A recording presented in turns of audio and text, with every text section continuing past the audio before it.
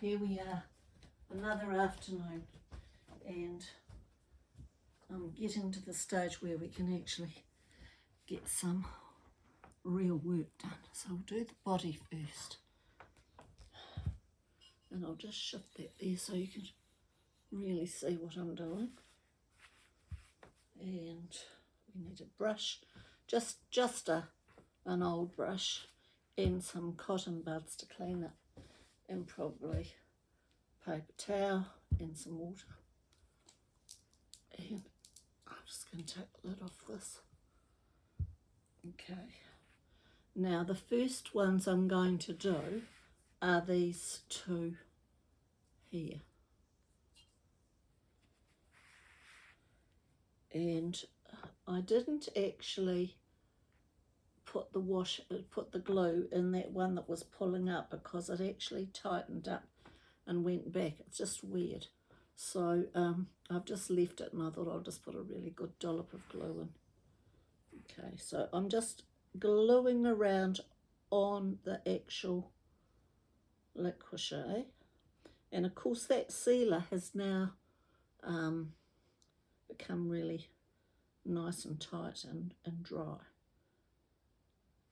So there we have it, and I'm going to put this in, and that is Aileen's tacky glue that I'm using, because it actually is one of the strongest ones.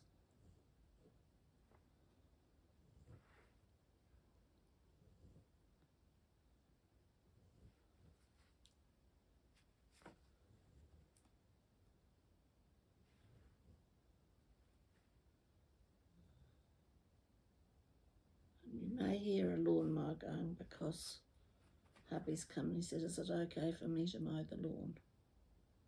So I think we better let him do that.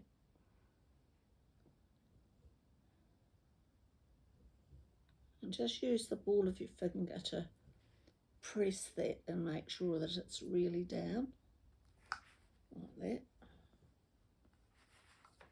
Okay, now I'm going to do the other one. And this is really important that you leave this, because if you start muddling around with it and starting to string the doll before it's really dry, it will lift. So you saw what happened yesterday with that wire. Just comes off like a piece of fabric. So you could actually put it on the sewing machine and sew it up. It's ridiculous. But the other ordinary folk art paint, I haven't had that trouble. But I'm thinking, is this because this is thicker, or what caused it? Or was it the weather? Just going to glue that back in there a bit.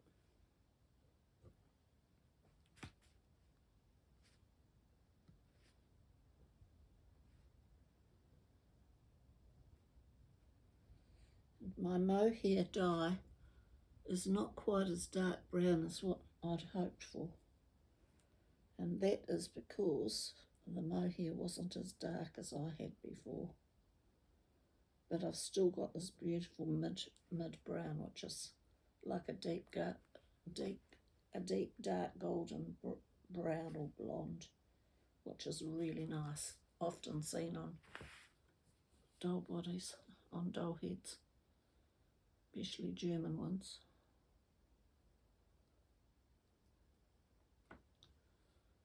Right. Just make sure that's lined up, and then just leave that. Then I'm going to do the arms. Don't put too much glue, because we don't want to make that wet. That's why I'm using Aileen's, because it's quite sticky, and it's not going to be wet. Which one was it? I think that was it there. Yes, it is.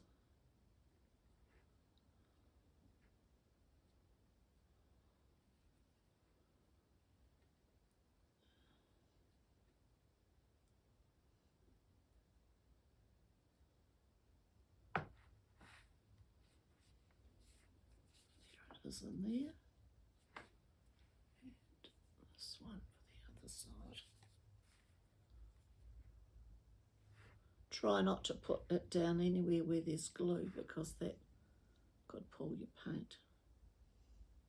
So try to keep the work area nice and clean.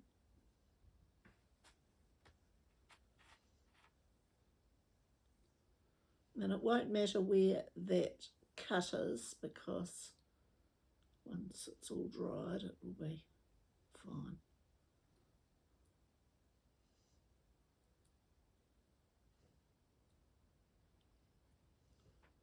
Just make sure that's pressed right down against it, not just sitting up.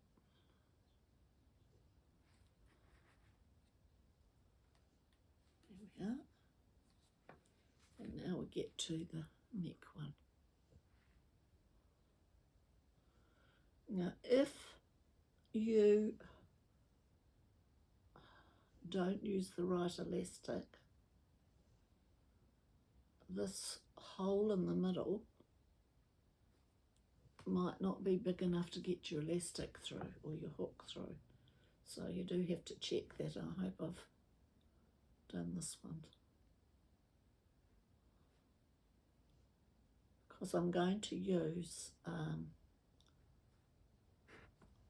4 pieces of 4mm elastic, so that's 16mm when you think about it. So I'm pretty sure it will fit through there.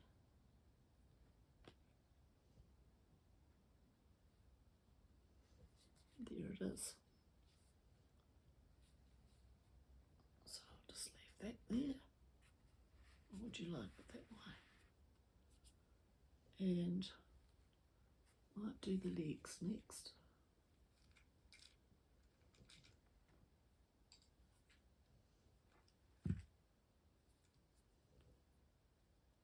What's that one? Scissors.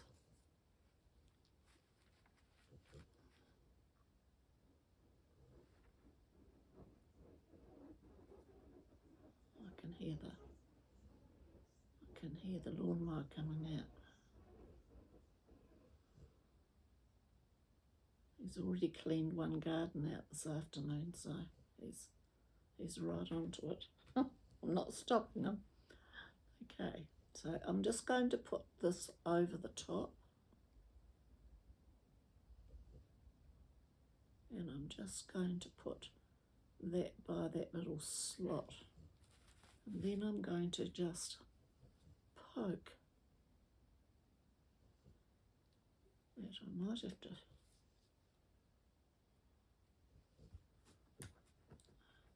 slide it slightly.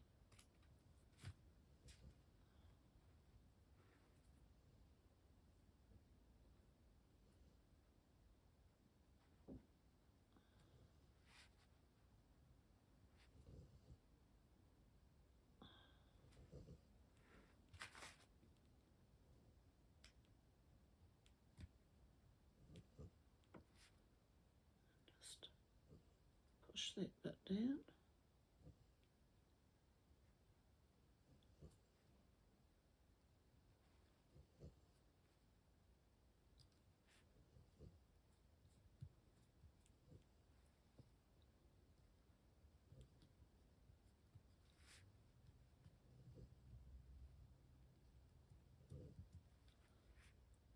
That round a bit.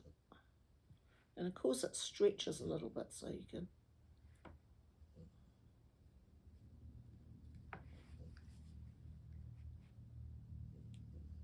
and there I've just got that there.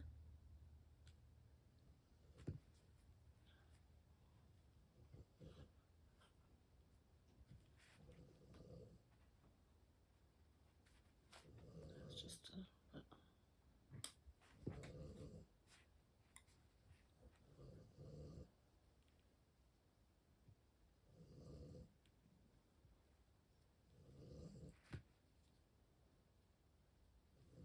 So I'll just put that piece there for you to look at.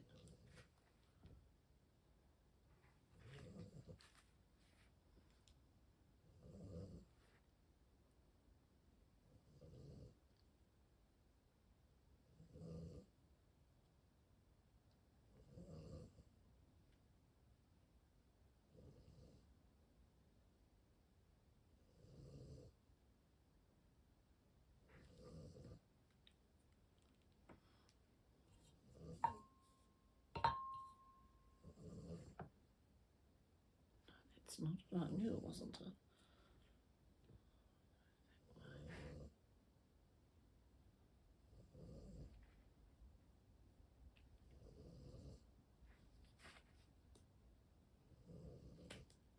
Cut through the middle. Push those little. Actually, I might need a bit more glue there.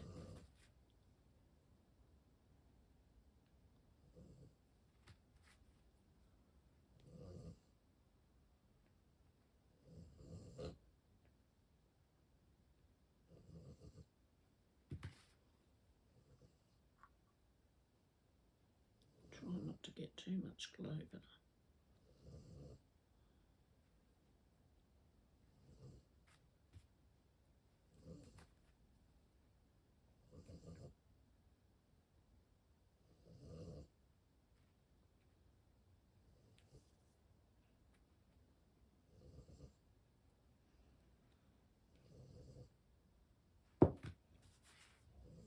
let's take that excess glue off there.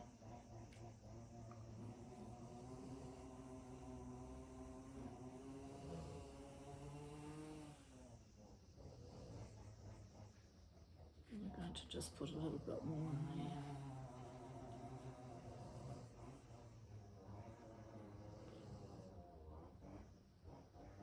I'll try and speak up a bit clearer so you can hear.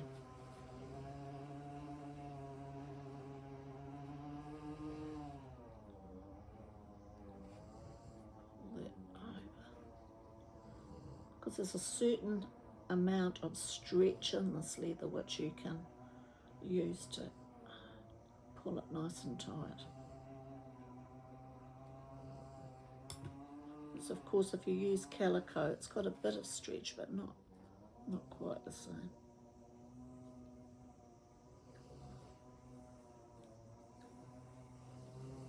Just trim that up.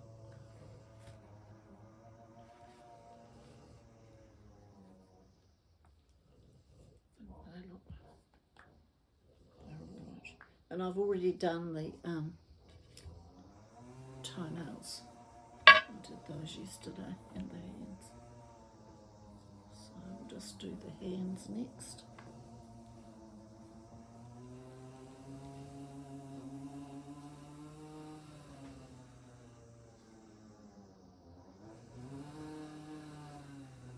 We've had such dry weather that the lawn's not been growing terribly well, but then we had a shower of rain and it's gone ballistic.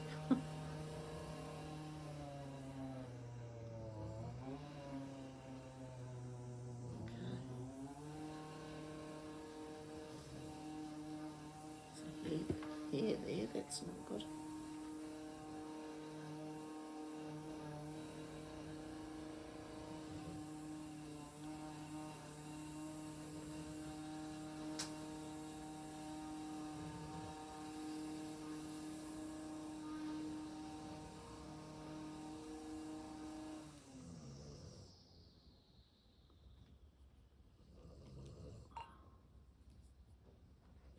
I'll do another one.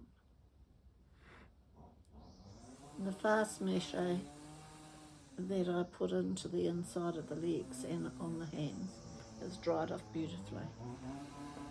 And this one I had to cut the middle of it out. Just do that.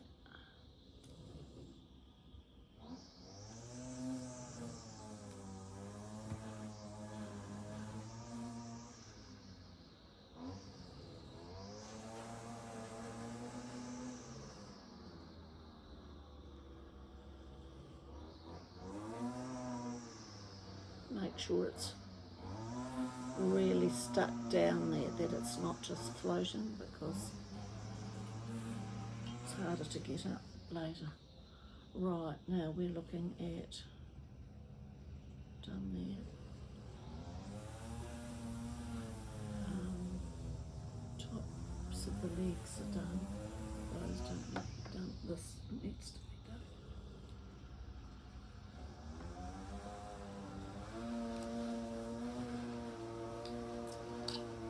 See, there's that piece.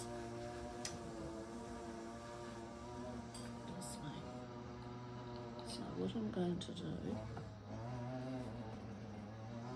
is I'm going to stick some glue around in there and poke it all back down again.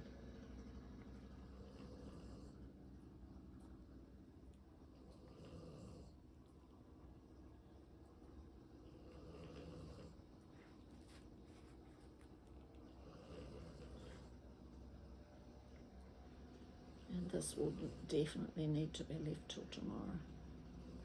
But I got a good dollop under there.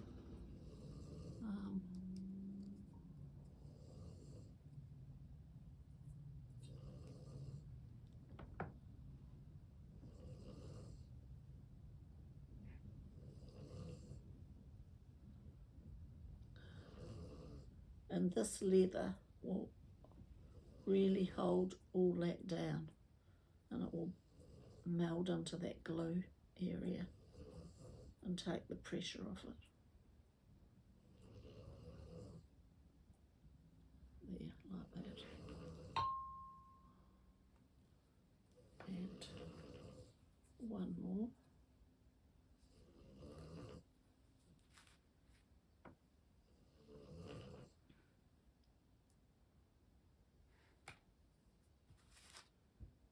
Wasn't good.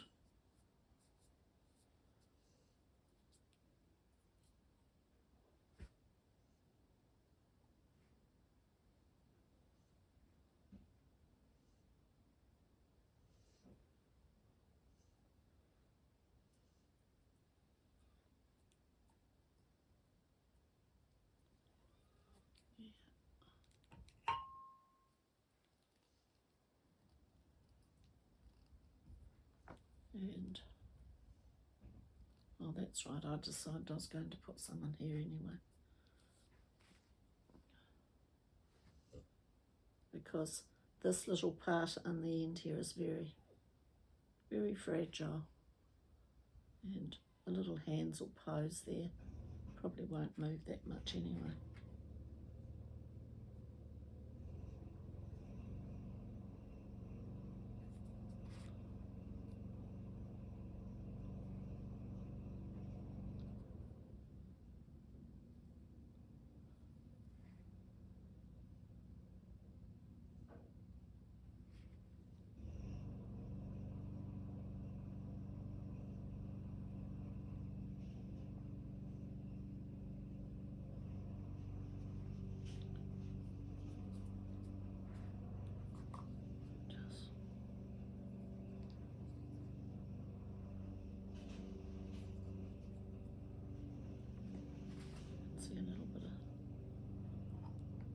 A bit of Li-Qua-Che it was on there.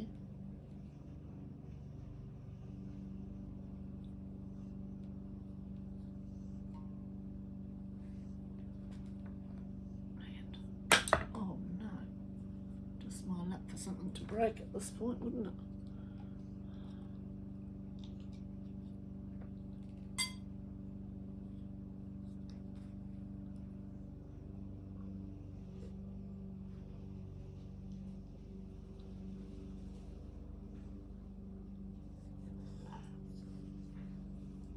And I've put a little box here with leather bits in it, and all those little scraps I've put in there, so if I'm doing doll bodies it'll be in my box of tricks, and if I'm doing little dolls I can get those bits out, because it's too easy to just throw them in the rubbish.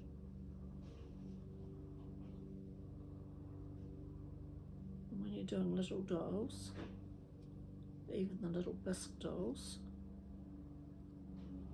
those little bits of leather are very useful. You make little washers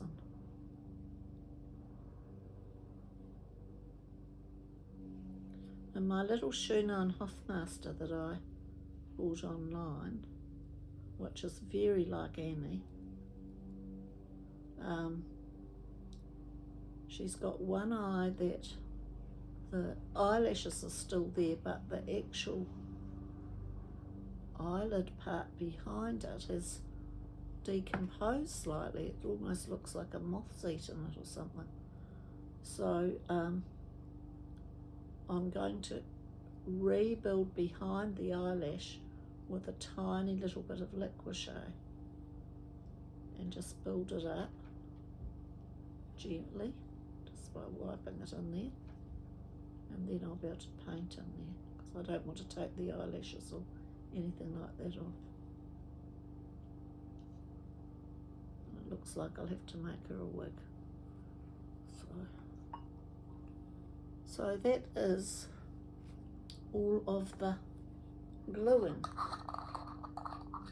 Make sure your brush goes in water straight away because there'll be another brush hits the dust. And that could go in there.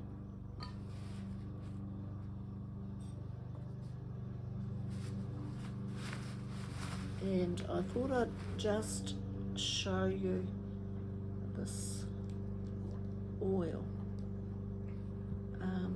I used to get the Soft and Sensual Avon. This one's called Skin So Soft, and it's the original dry oil. It's got jojoba, is that how you say it? They've stopped bringing it into New Zealand, so I don't know why that is. But the lady that I got this from brings it in from Poland, which is really weird. So I thought it's so good that I'd get another bottle. So this is the original one, the dry oil, and you just need a couple of squirts of that onto the fibre. Oopsie. I'll show you. See, I don't really want that squirted all over the body.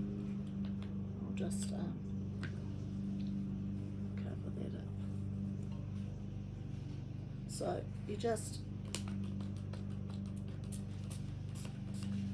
and that's all you need, like that. And then you can just use a little soft brush or a comb and just, and the hair just goes, oh, I love that. Let's see if I can find my little brush.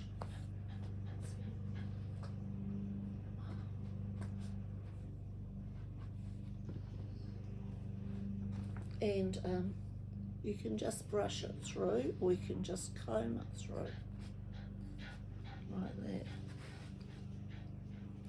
And then if you put your net over, one of these sort of nets,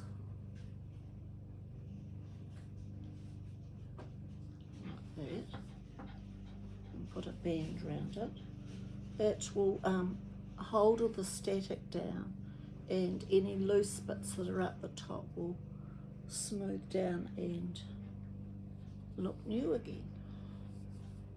So I'm really pleased with this stuff. So it's called Skin So Soft Avon, and it's meant to just put on your skin, but as I said in another video, we had a very famous hairdresser teach many of the first doll makers in New Zealand about wig making, and he worked for a place called Sir's Wigs, and he made human hair wigs, and he was very, very gifted hairdresser. And one of the things that we did at the course was make the wig blocks, which I've shown you with the lime, and the other one was he gave us all a bottle of some wig spray, and I can't remember the name of it, but it was in an aerosol can, but you can't get that anymore. That was years ago, about 45 years ago. But at the time I was showing dogs, and we had a couple of products that were very similar to the wig spray, so I started using them, and then they dried up, and I looked around and I thought, this Avon, that looks almost the same, and it was actually better. So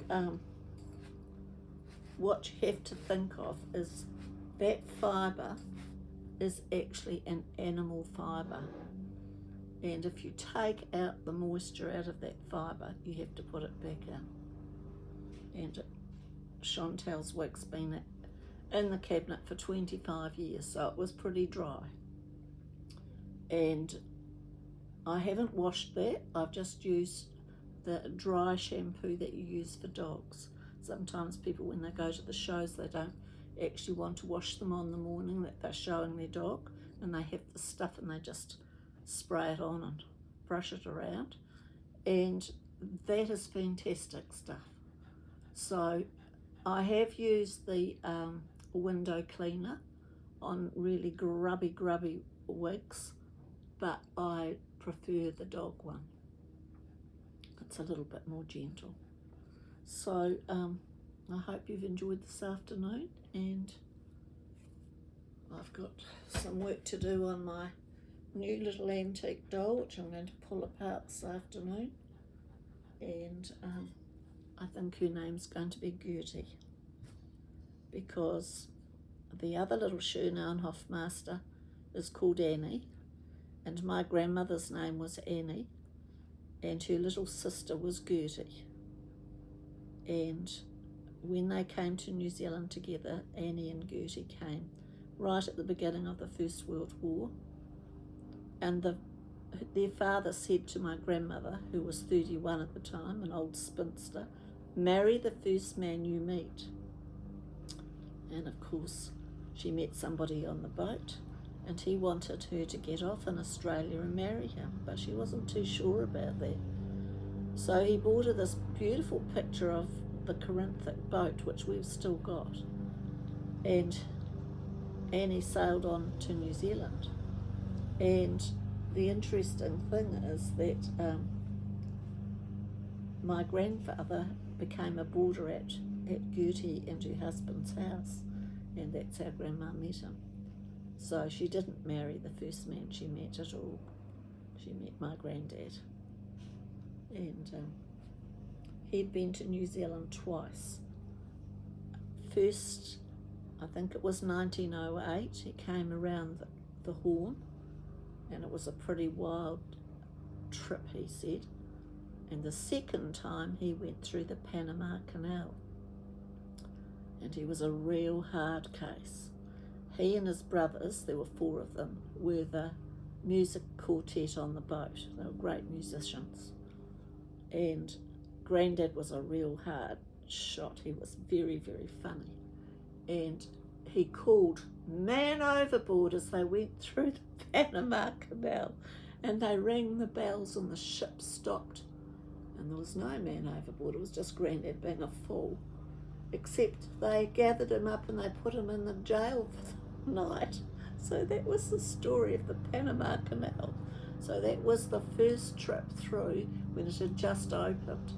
So a few years have gone by since then, and now we have trouble in the Panama again. So yeah, a bit of a story.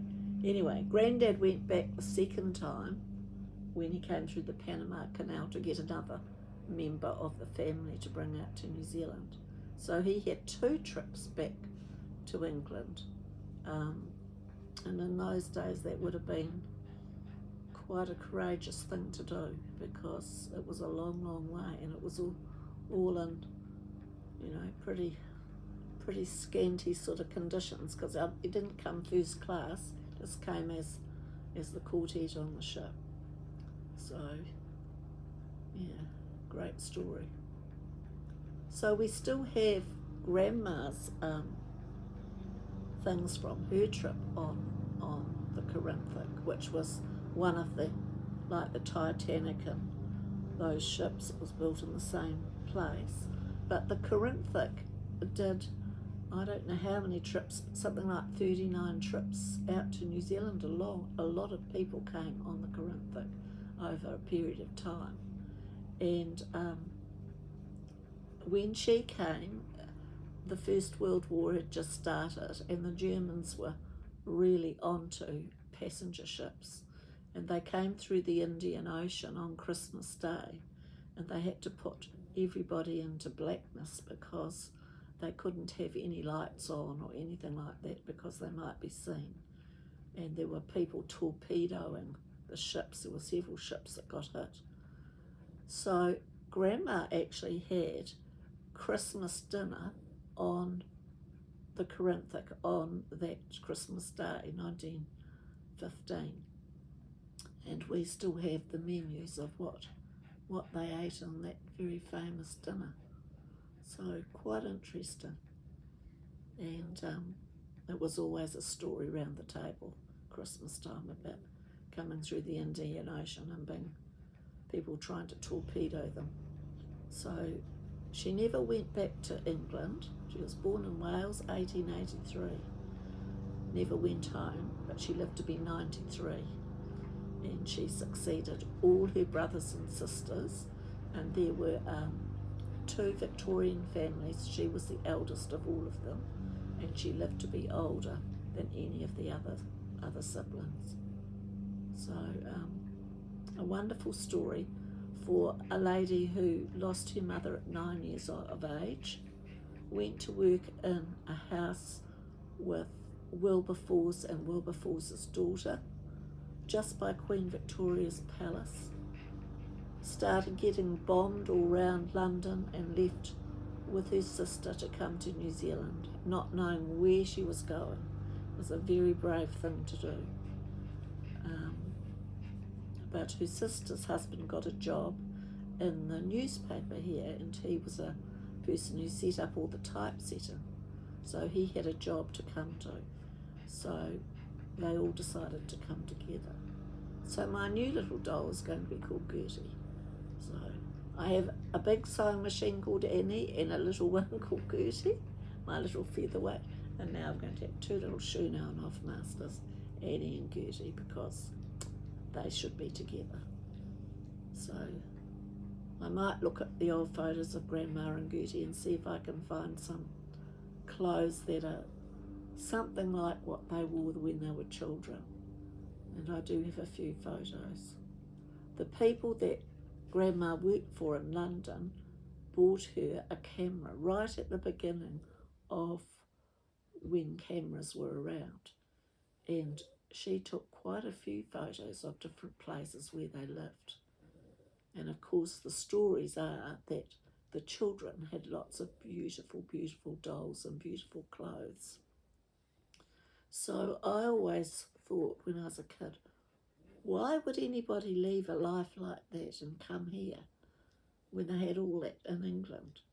But of course it was a traumatic time, and there were lots and lots of people working in service for other rich people, and they didn't have a very good life.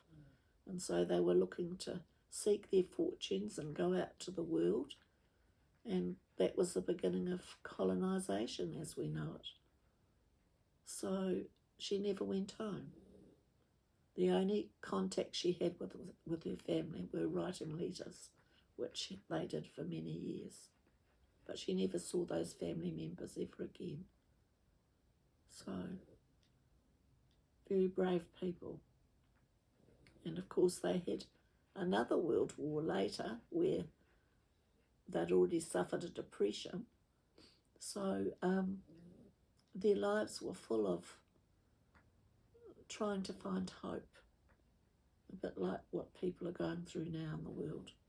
So we all have to be nice to each other and look at the wonderful things we've got and be thankful for them.